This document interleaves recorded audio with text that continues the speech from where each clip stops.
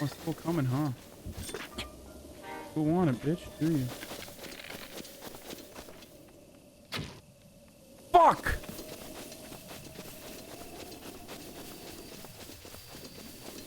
I thought sniper bow had no drop, but I guess I was wrong on that one.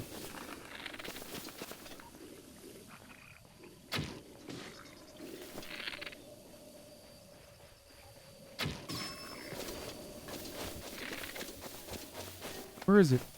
Oh, it's still coming at me. Hey, hold on.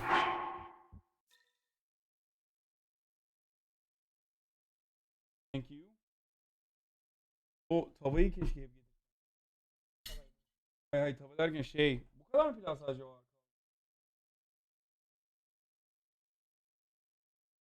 Okay. Yok, tava dediğim şey o metal tava var ya, onu getir. O çok iyi oluyor. Her yaptığında. Save, my dude? I saved before I fought them. You want me to save again?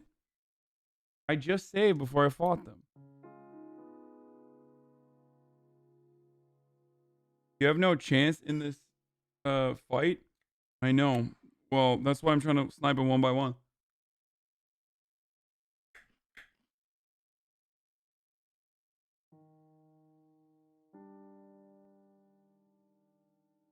Bro. Why do I get the feeling I'm going to get a blood moon while I'm fighting these guys?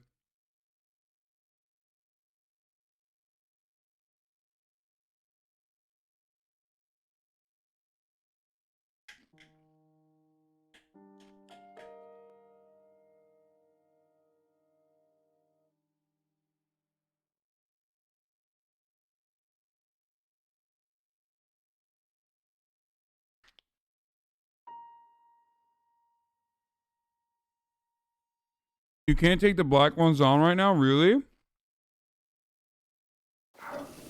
Another 3-course meal into the mic? Dude, fuck off, dude. Like, just fuck yourself, okay? Like, people who fucking complain about me eating on stream, like, what do you want me to do? Fucking die, you dumb fuck?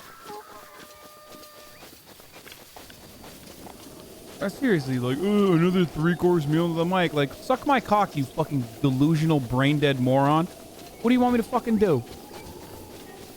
What do you, what am I supposed to do? Just, like, not eat any food at all? Like, is that the preferable thing here?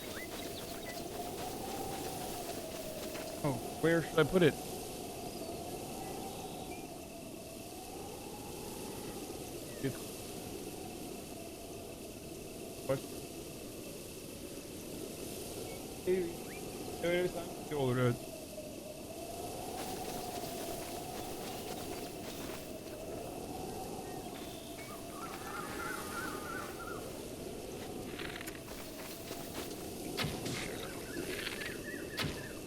Ne, bir tane yeter ısıtırsın, evet. Oh!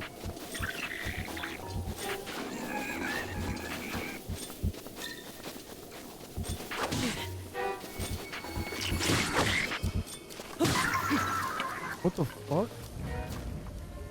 Luckily it didn't hit that hard. Saving already. All on now.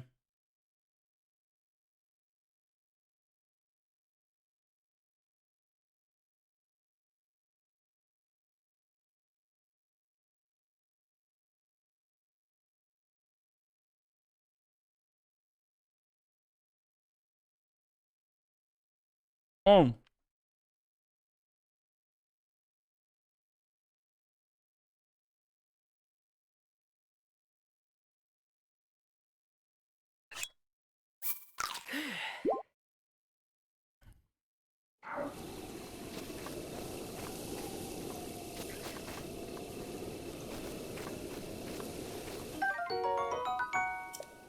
Holy shit.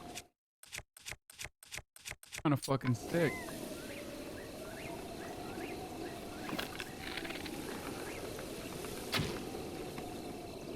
That was great. Fucking lost all my arrows.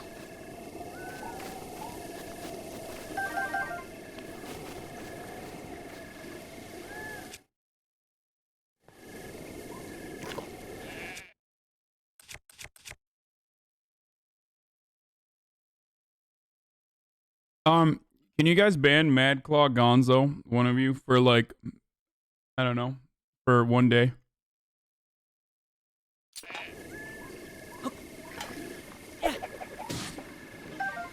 Uh-oh.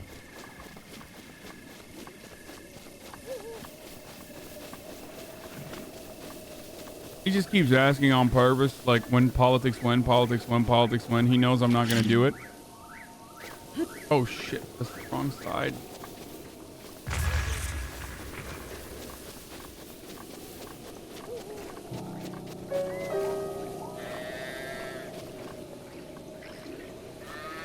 Let me see, what kind of damage does that do?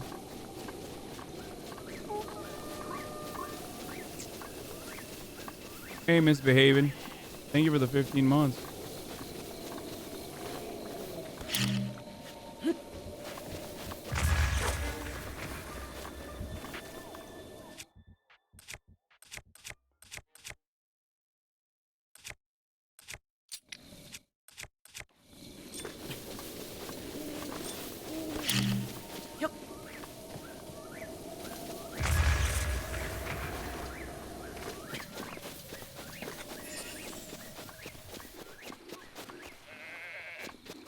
Use duality, you get tons more, really?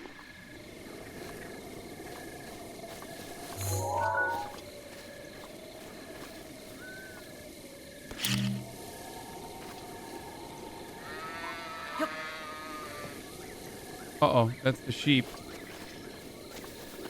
What happens if the sheep get killed, you know? Pick it up! Oh! Oh, I'm so dead. I'm so fucking dead.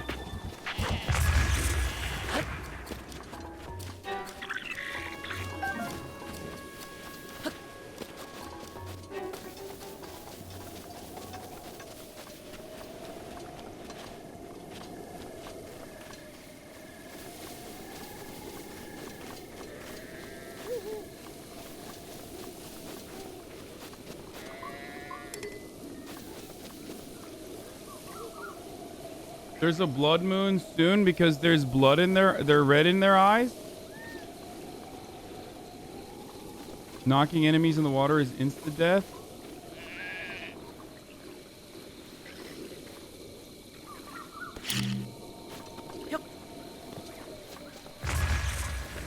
Well, that doesn't do shit. That's crazy that literally didn't do shit. Oh shit. Oh shit. Fuck.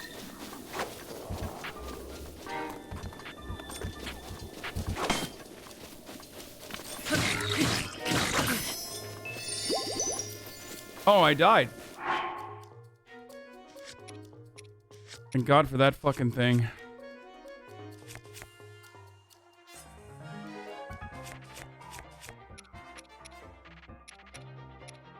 Is Edge of Duality that good?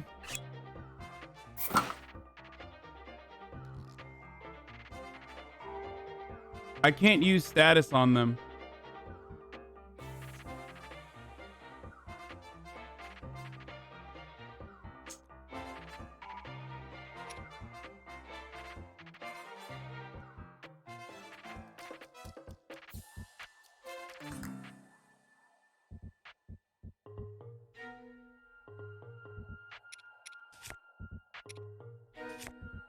Okay, I'll try to spare it again. Problem with spare is that I can't fucking do shit. No spare. Spare more DPS, but...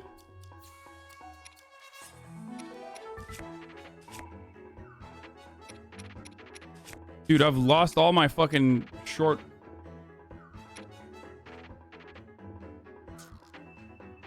Spare pacifist? Okay, shut up, chat. You know what I fucking mean, dude. Fuck! Fuck you! Fuck you! Fuck you! Okay, this is triggering as fuck.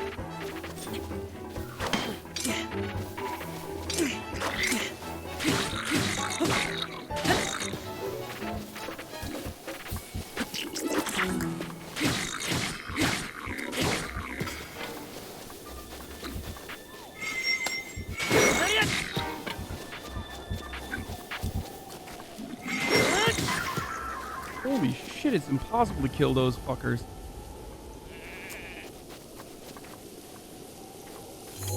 Dude, that's like gonna break my fucking weapon. Like, that's not even... Oh, fuck. Oh, no, the sheep are still alive. Good.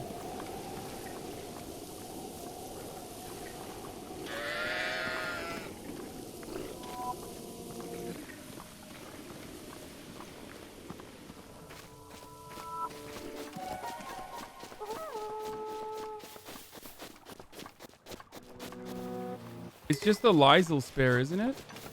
Wait, it's definitely Blood Moon. Oh my god, it's Blood Moon. Oh my god, it's literally Blood Moon.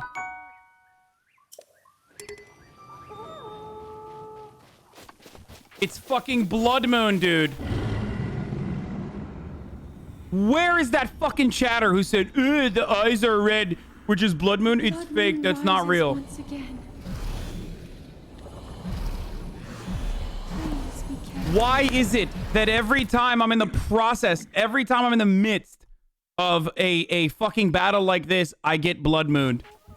Oh shit. I'm so dead. I'm so super dead.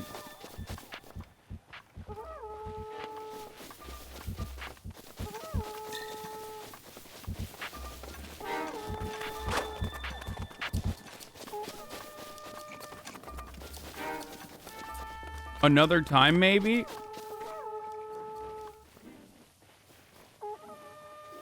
All my shit went to fucking waste, dude. Oh, fuck. Oh, they're coming for me. I'm gonna die again.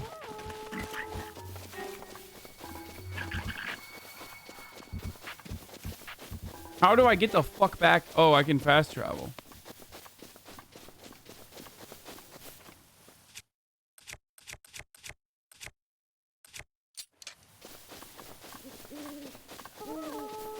Can you even load an earlier save? Whoa, what? Did their fucking awareness increase too? What is this shit?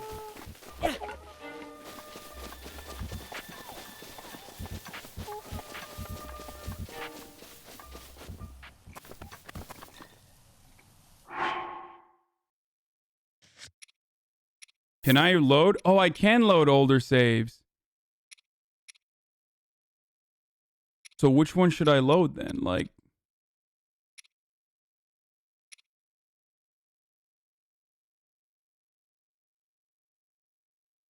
Don't load, man. Why? Why? Why? I just lost. Okay, let me just say something. The save scum fucking weirdos are so stupid. It doesn't matter. I'm not going to do it anyway right now because it's not, it doesn't go far back enough for me to be able to save scum. But like, let me tell you how much I care. If it wasn't for TOS, I would whip my cock out right now and fucking slap you in the face with it. That's how little I give a fuck about save scumming, okay? There is no purity. It's a single-player game. There is a fucking manual save, manual loading system literally built for this purpose. Absolutely zero people care. You are the biggest goober on the planet. Literally no one, and I mean no one, takes you seriously when you act that way. Absolutely zero people care about this. It is basically a promise to the rest of the world that, like, you're basically telegraphing to the rest of the planet that you are the biggest fucking loser on the planet when you do the save scumming. Please stop.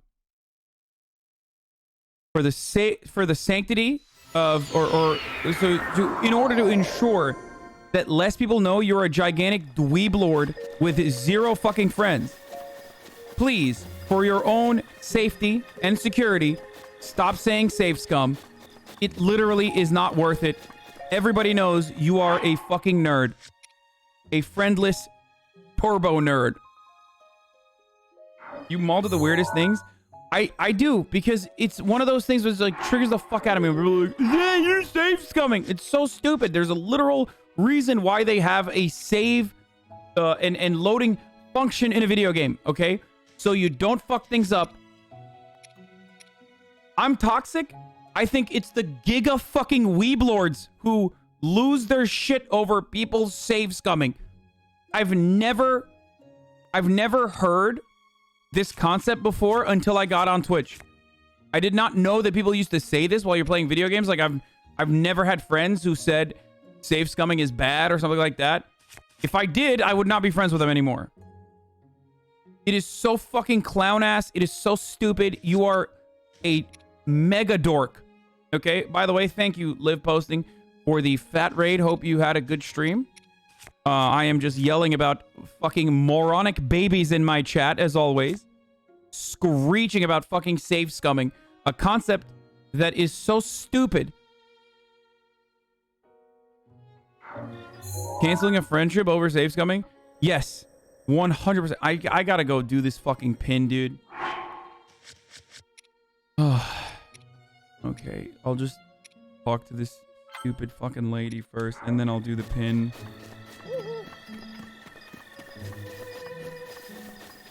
Nothing triggers me like idiots who fucking scream about save scumming.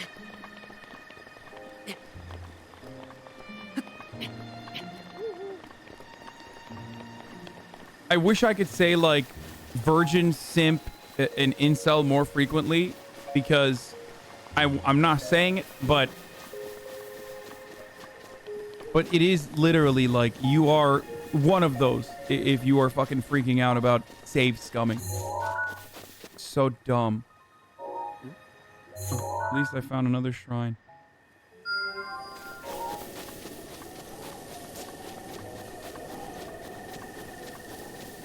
No, you can't say like you are a turbo virgin if you or a fucking mega incel or something like that. Like that would be considered a bad thing to say. Oh shit. I already tagged that one.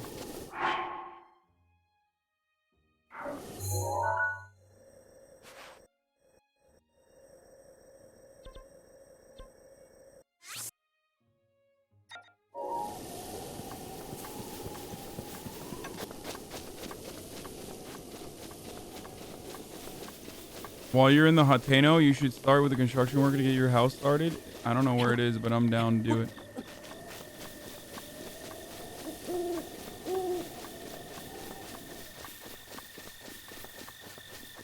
Fast travel back to test their strength to beat up and load guardian weapons? What?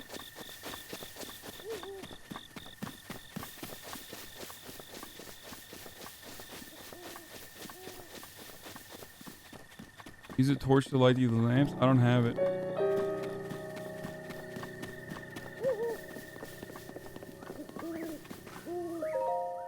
Hateno Ancient Tech Lab, no soliciting. I don't have tendies.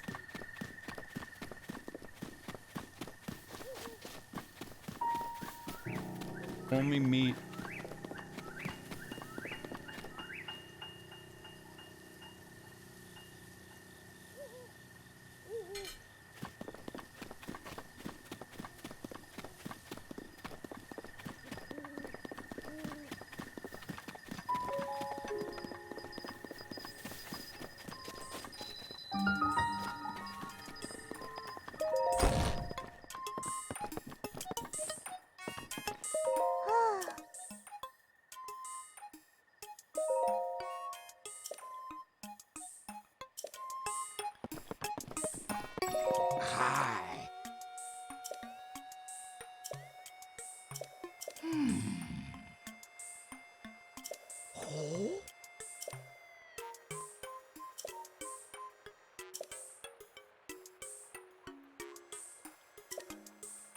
Is this another one of those fucking doctors, dude?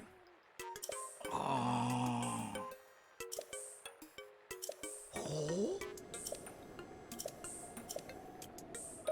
does he know my name?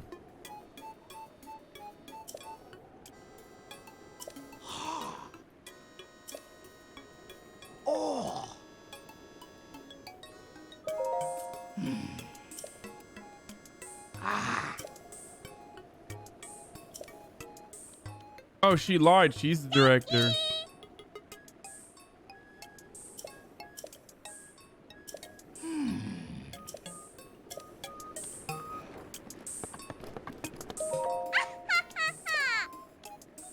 I mean, I thought she was, but...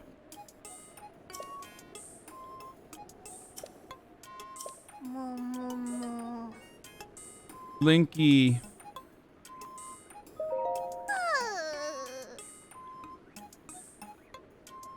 So Linky.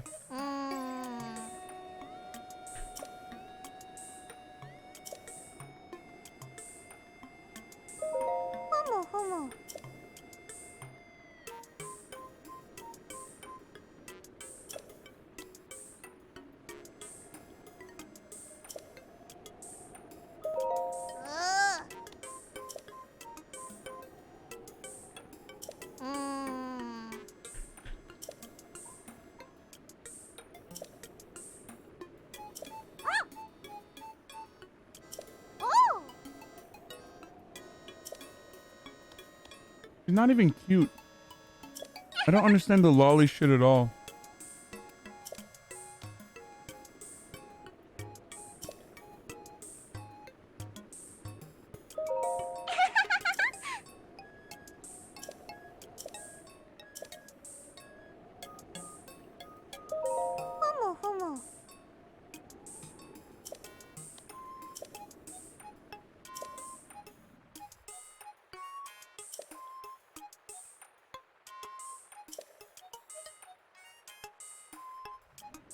Oh, fuck.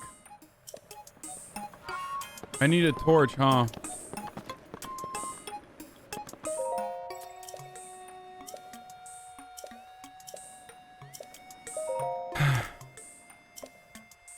Yep. This is the worst side quest? It's not a fucking side quest. It's the main quest. Oh, no, it's raining. All right, where the fuck is it?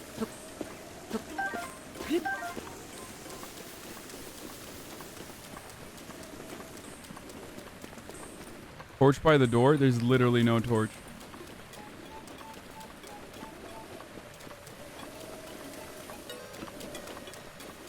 Oh, it's inside? Okay. A farming hoe.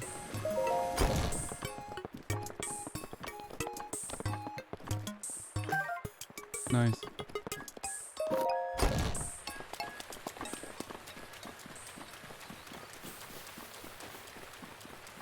I bet you can't do it while it fucking rains, can you?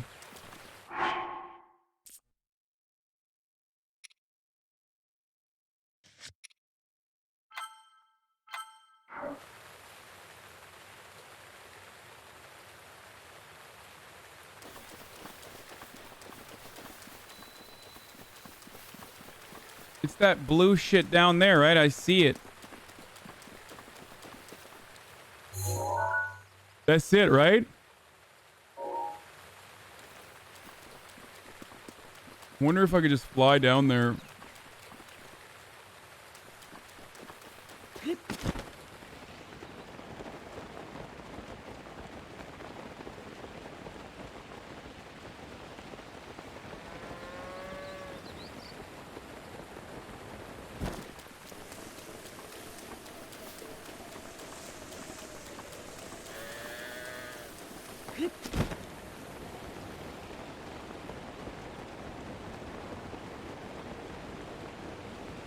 Fly back up with the flame? You can't fly with it. I'm guessing I'm gonna have to hit the torches, right?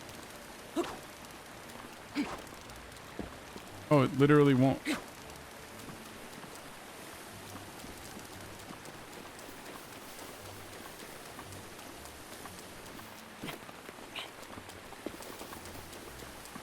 I'm gonna lose it, dude. I wonder if I could just get it from...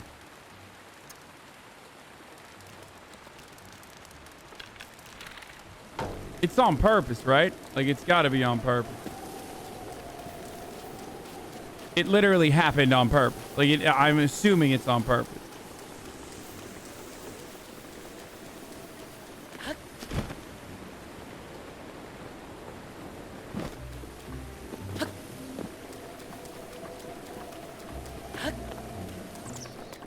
Chat, please.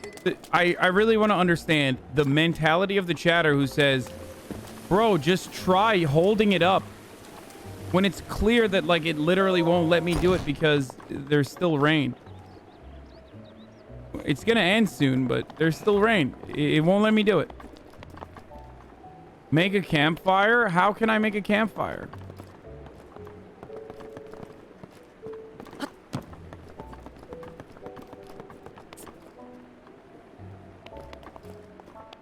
It won't let you skip time in the inn. You gotta pay for it, right? Hi! Aww. I don't have flint. Oh, I do have flint, actually. I might have flint. Okay, that's not stopping. All right, let's use this.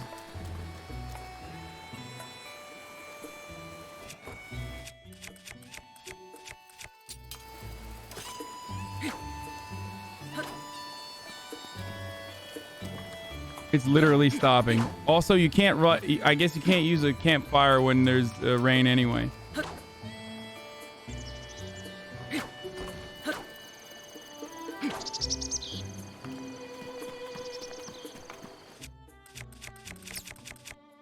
That is uniquely annoying. What just happened there is uniquely annoying. You can dye your clothes in town? Okay, sick. But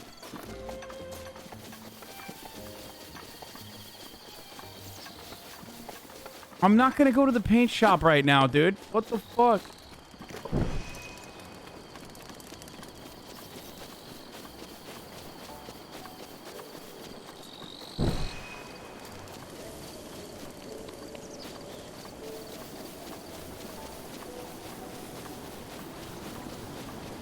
Uh-oh. Can I jump over to the other side?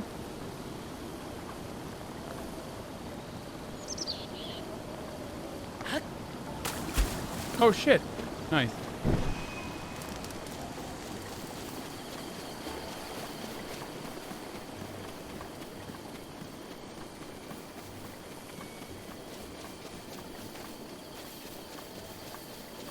Where's the other torch? Oh, shit. Where's the other torch? Bro, you gotta give me another torch before this fucking thing. If rain starts, I will lose my mind. I will burn this entire fucking town down, dude. Oh god, oh god, oh god, oh god. Is it getting smaller? Is it getting smaller? I feel like it's getting smaller.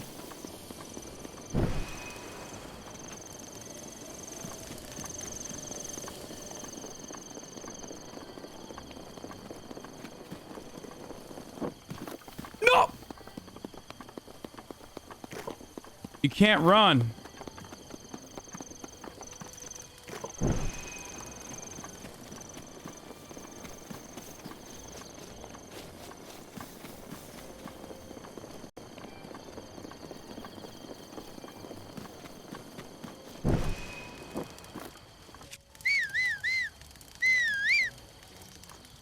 Wait, can you go with a horse?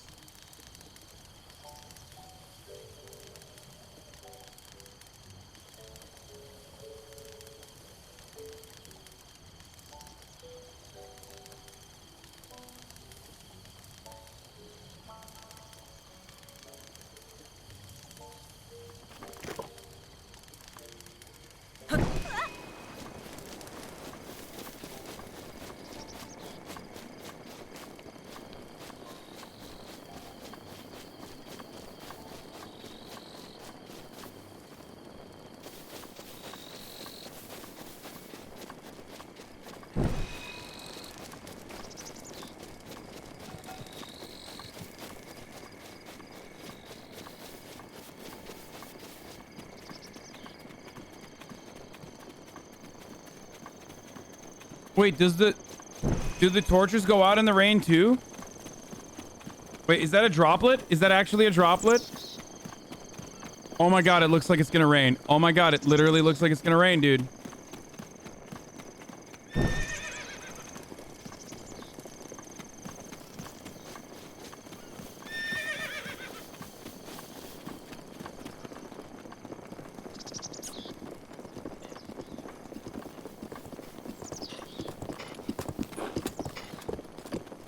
Not yet. Uh-oh. Droplets. No! No! What the fuck?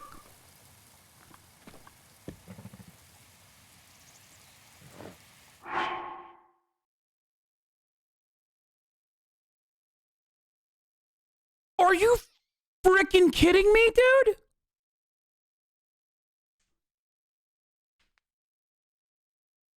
It's totally random. You got wrecked? That's not random. You will never convince me that that was random.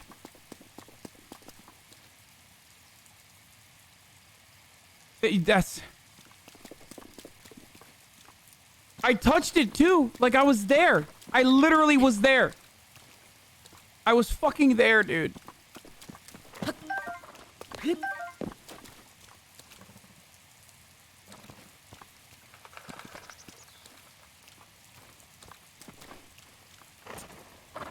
Chat, I don't think you can actually light... Okay, I gotta eat right now anyway. I'm gonna go back to React Randall stuff, but I don't think you can set campfires when it's raining. You keep saying you... It needs to be undercover. Like, you can't...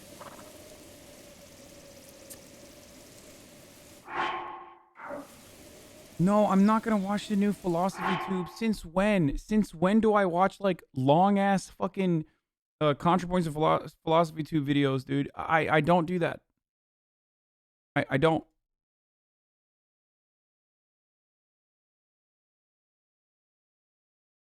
Eat while the rain passes? No, there's gonna be like 700 different rains while it... Like, if I keep it open...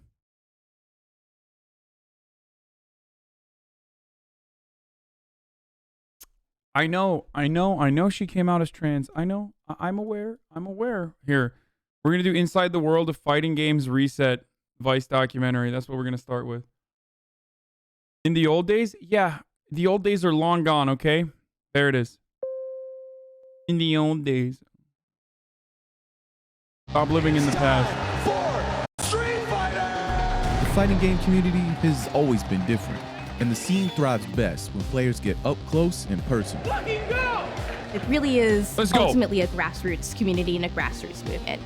I've seen teenagers and adults just talking shit about each other. We were just happy the way things were with Teenagers the and adults rawness doing and the more than that. culture.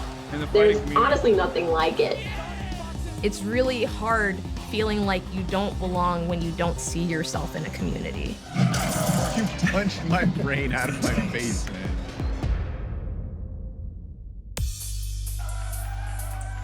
People like competition.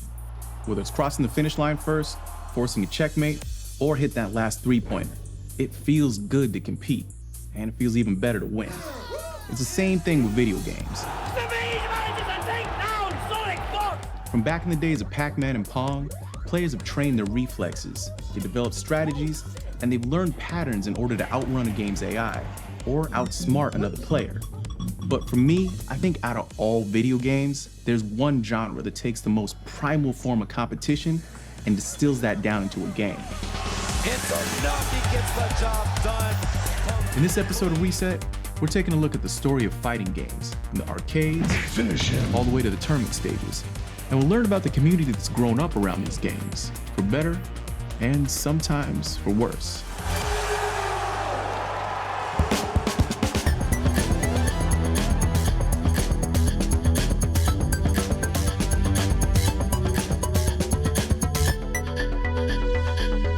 It's time for Street Fighter! Coming to you right now, this is Injustice 2! Fighting games are one of the most popular genres out there. OG franchises like Mortal Kombat, Tekken, and Super Smash Bros. Are still dominating sales charts. And they've been joined by newer franchises like Brawlhalla and Skullgirls. One of the best things about fighting games is they kind of offer something for everybody. You know, if you want martial arts execution, you can go to Tekken. If you want Hollywood blood and guts, you can go to Mortal Kombat. If you want cartoon horses doing combat with each other, you can go to Them's Fightin' Nerds. Crash! Ow! get you. But while the wide array of fighting games out there, What the fuck is that game? I've never even heard of it. Is that like an actually competitive game or something? Is there like a legit competitive scene for that brony game? Really?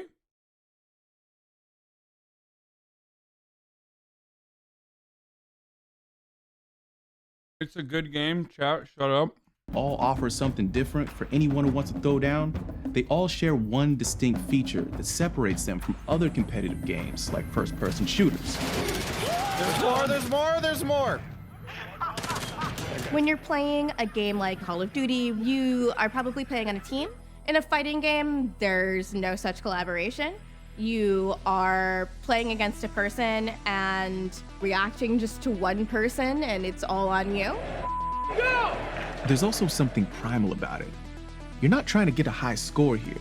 The entire point of a fighting game is to beat down your opponent's character through punches, kicks, and special moves until the health bar is empty and they're laid out on the ground.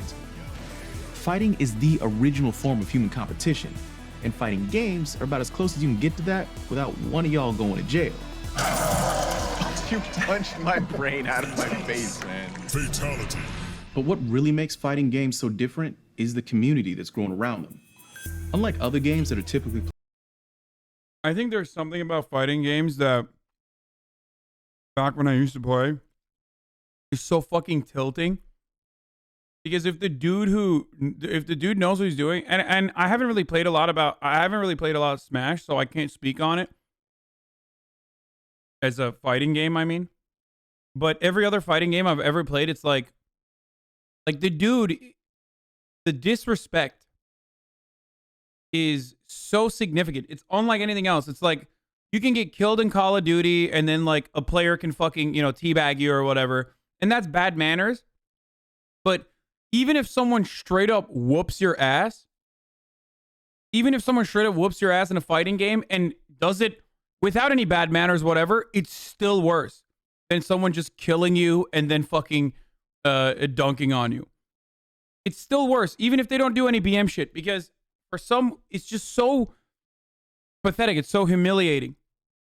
Played over the internet against strangers from all over the world, fighting games have always been best experienced like real fights, up close and personal. And back in the day, in countless places simultaneously, is where history was born. Around arcade cabinets, where for the price of a quarter, anyone could step up and play. This is where the scene was formed.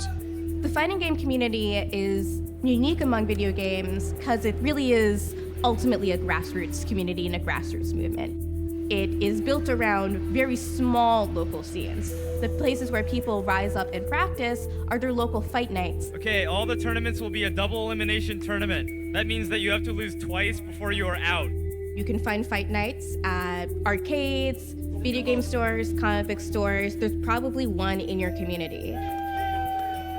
And Lee wins. The scene came to life in 1991 when a new game hit arcades like a roundhouse kick to the face and quickly became a worldwide phenomenon. The game was Street Fighter II: The World Warrior.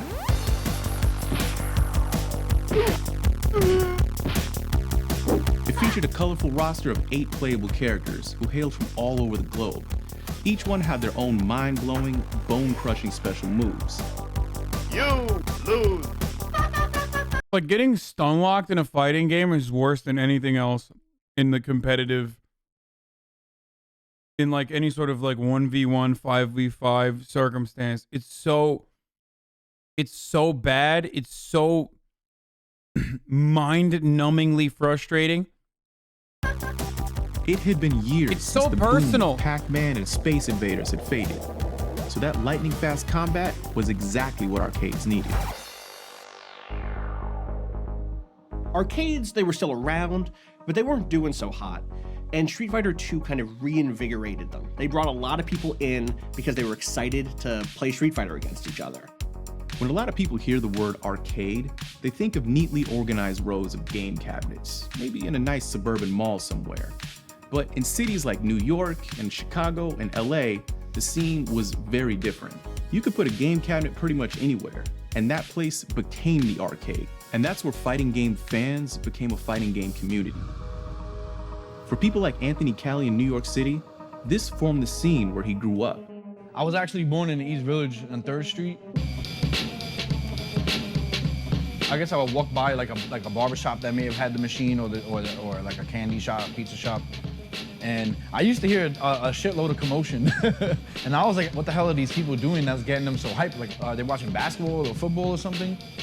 I just walked in and I seen like teenagers and adults just popping some hot shit, like just talking shit about each other. As soon as I saw the game on the screen, I was like, I ain't never seen no shit like this before. I was just like, yo, this is some hot looking shit right now.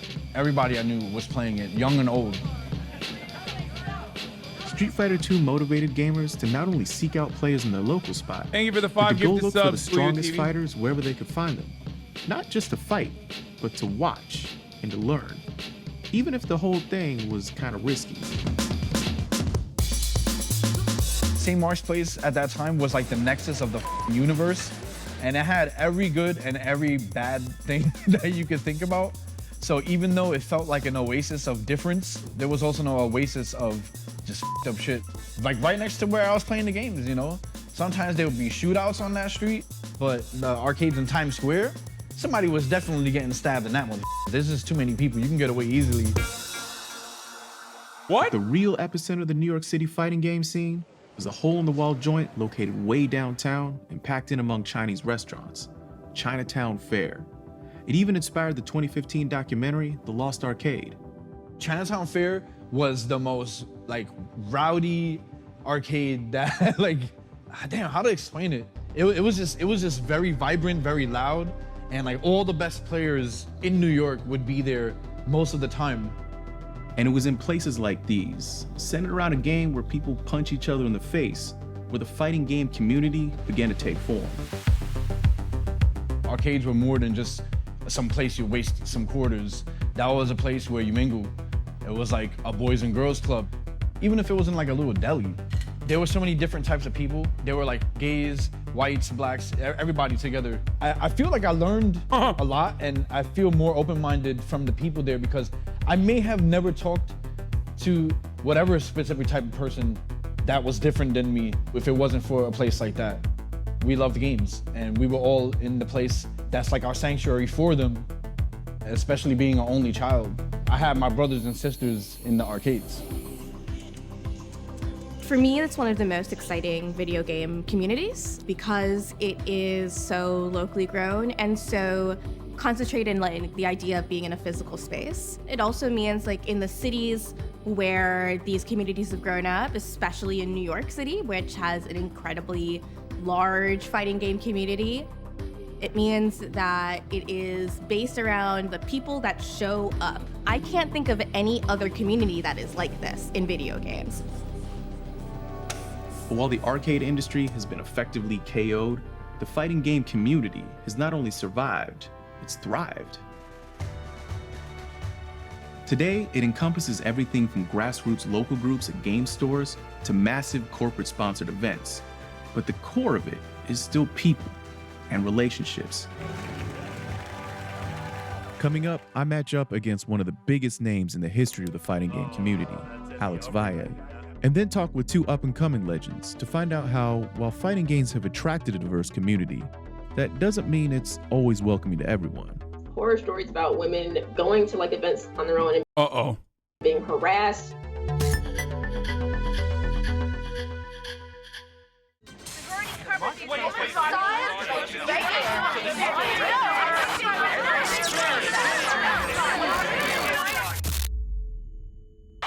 Here in Minneapolis, they set an 8 p.m. curfew. They don't give a damn about a curfew. I'm trash.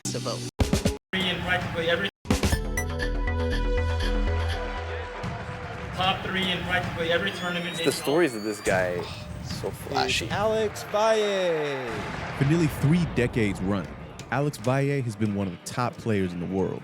And today, he's considered one of the godfathers of the fighting game community. Damn, this dude is still playing at like fucking whatever age he's at in 2019. So, to hear more about the scene, I invited him over to the backyard for some one-on-one. A lot of players like to just smash the sticks. Right. But this game is about patience. He's 50? He's 42. That's crazy, dude. That's how the fuck is he able to still wreck noobs, dude? I feel like gaming is the one area where like 14-year-olds always have the advantage. It's about execution. It's about the mind games, getting to know your opponent, their tendencies. What separates the good players from the great players, they can see the speed of things. And Fundamentals. The first person that catches on is the winner. And remember, the mini game that I know from you is you don't like to crouch. Oh, you caught me with it. If I'm gonna lose to somebody, I'm honored to lose to you. Take me back. You were playing Street Fighter 2 in that really early generation. What was it like? I grew up playing in Southern California. I went to all the major arcades in every county, and not only won tournaments, but I won streaks and really brought up my name. You've seen the community from back in the day, right? Early 90s, you know, coming up into today and you're still in it. How have things changed? How have things evolved? Right, we didn't have any sponsorships.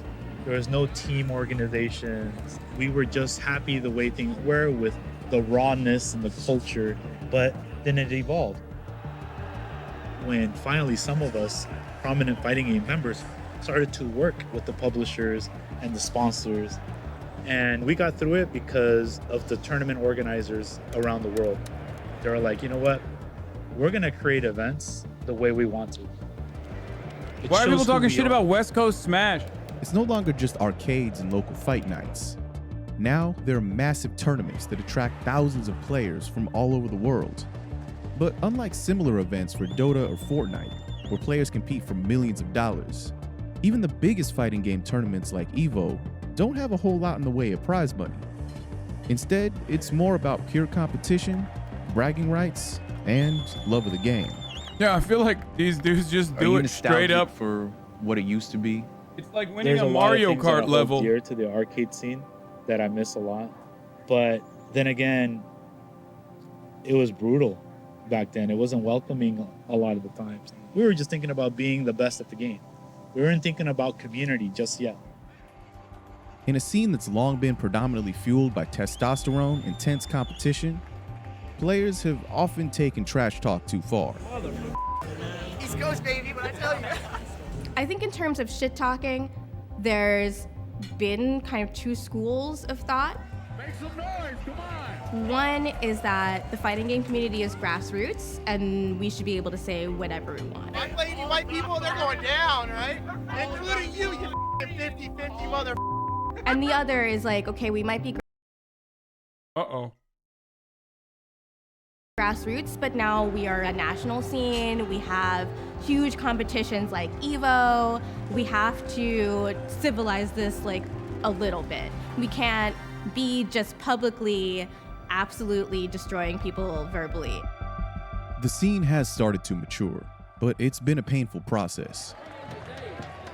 Over the past few years, the fighting game community has faced a reckoning with rampant allegations of abusive, sexist, and racist behavior. There is an instance recently where multiple Black women spoke out against a well-known figure in the Super Smash Bros. Community for being racist and sexist against Black women, speaking specifically about how they're unattractive and also like bad competitors. And when these women spoke out, it took, I think, longer than it should. Bro, this guy is like, this guy is just like detailing it too. You know how I've said before, when you're like a nerd for racism, this is it. This is like when you get nerdy with it. Like, the fuck? Black female gamers suck. Asian female gamers at least pretend to be good. There you go. Like bad competitors. And like he's giving bonus reasons. When these women spoke out, it took, I think, longer than it should have for the rest of the community to say, like, we can't treat them like this. In the gaming community at large, Black women have felt left out and ignored. Oh, that might be it. Oh, she was so ready. She was even ready for that. Janelle Carter, or as a scene noser, Cuddlecore, is one of the biggest names in Tekken. If I'm gonna play against you, what do I have to watch out for? Yeah, so, you know, playing Code Court, gotta watch out. You know, she'll be the first one to rip you in half with a chainsaw. The moment she has a punish on you, she'll pull out the saws, man. You're just getting the blender. Unbelievable combat. What is it like being out there in the tournaments? It's like a convention, a cookout, and like a basketball game. There's honestly nothing like it. Some people might think that the presence of black women kicking ass at the highest rank of competition means that the fighting game community is a welcoming place for everyone. But Cuddlecore says that's not quite how things have played out. I hear a little bit too much about like these horror stories about women going to like events on their own and being harassed, you know, sexist things being said to them, you know, when they're just trying to play. I mean, shoot, even with a lot of the stories that come out in the last few months about the gaming community and you know, sexual harassment. I was gonna say, yeah, one would think if one were not aware of the gaming community's endless fountain and opportunity to be fucking weird, one would assume that that's not. You'd be like, wow, that's pretty cool. Like, you know, what a welcoming community. Nope. Assault, rape. We're already getting discriminated against because we're women, because women are treated differently in the scene, but we're also black, and there seems to be a lot of tension there when it comes to black people wanting to speak up on things that need to change. So she started working with the XO Academy, an organization made up of women who... To be fair, though, I do think that, I don't know, maybe I'm fucking super living in an echo chamber, but I do feel like Twitch has become a much healthier place for people from different backgrounds and whatnot. And this is a gamer-first website. You guys are saying Pepela, but I mean, I'm serious.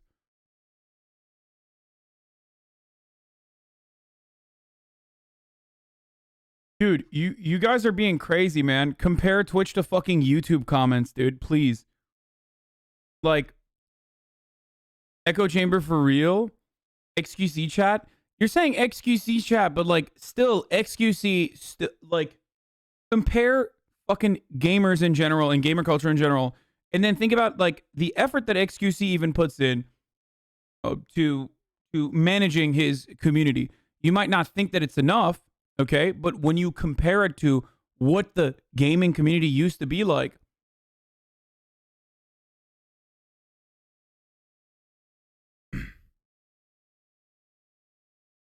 run-of-the-mill comments in Twitch chats are absurdly, bizarrely ignorant and gross. I don't know, man. Maybe maybe it's an echo chamber, but like, you have to remember, dude. You have to remember, like, I'm not a fucking gamer first. I'm not a capital G gamer. I'm a political Peter, okay? I'm political Paul. And I'm one of the largest content creators on this platform. I have one of the biggest communities on this platform. And this community is, for the most part, super duper fucking PC in comparison to 99.9% of gamer spaces. And that in and of itself is, I think, pretty significant as far as saying that, like, no, the gaming community is changing and it's no longer as hostile as it once was. XD stopped using the R word and his community have mostly followed. I think there's progress being made, although very slowly. Yeah. It's one of the few spaces on all of Twitch, so yeah, but Echo Chamber 9000. I don't know, maybe I just get like super into the Echo Chamber shit because people fucking yell at me sometimes when like even the R word shows up on screen and you're like, well, why did you read it? Or when someone calls another person the R word in like a conversation that we're watching and people like start losing their fucking minds. It's like, dude, I mean, it's wonderful that you think that, you know, this isn't happening. It's wonderful that you think this isn't happening all the time.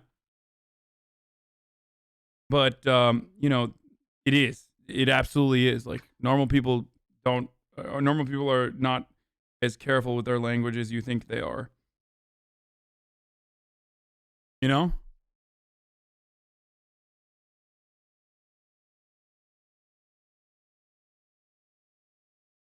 But I do think that it's a lot better. And listen, man, you got Sonic Fox. right? And a lot of other top creators and esport athletes and shit that are teach their fighting changing game the space. skills to up-and-coming competitors. So once you get in, you want to stay in. I was hired on by EXO Academy as a Tekken 7 coach. I didn't know who my student was at all. I had no idea. But when I found out that Athena was a black woman, I was like, yeah, this is a really good thing. So I like to rush you down, poke you down, mix you up at the wall. All the female players who want to be even more competitive, I want their first experiences to be good so they feel like they belong. Yeah, this would be really good right here. Nice electric. Sheila Moore, aka the Purple Sharpie, is also making the fighting game community a more inviting space for anyone who loves fighting games. I originally started competitively gaming with Super Smash Bros. Melee. It was almost always me. I was the only black woman competing, and it always messed with me. And it's really hard feeling like you don't belong when you don't see yourself in a community. So she decided to do something about it and co-founded a group called Combo Queens. The idea behind Combo Queens is that we all work to make the fighting game community in general more welcome to women, femmes, and other non-binary individuals inside of the community. I actually watched the Combo Queens panel. I, for one, am on board with this because maybe it'll get the dudes to start showering more.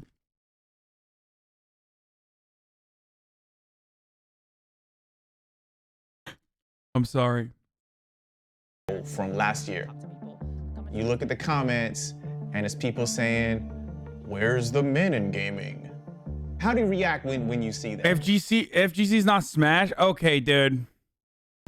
It's just one of those things that because they see the word First of all, woman she's a in Smash gaming, player first. women in gaming, they get concerned. Well, look. I love making fun of Nintendo and calling it everything a baby game and how like it literally is a system designed for Normans and all that sort of stuff. But like Super Smash Bros. Is a fighting game, dude. It is. And I've been saying that. Like, I know I say the opposite to trigger people, but it's a fucking fighting game, dude. Like, come on. You're so silly. Smash is not FGC, a player who plays Smash for a long time. You call things baby games when you're bad at them? No, I call things baby games when they're baby games.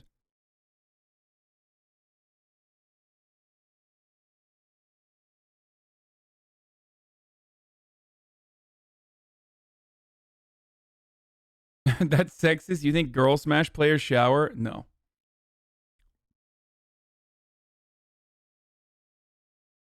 %80 of gamers have Ben Shapiro takes on NBs. It's a party game and must be seen as so. I think it's a fighting game, and I think people who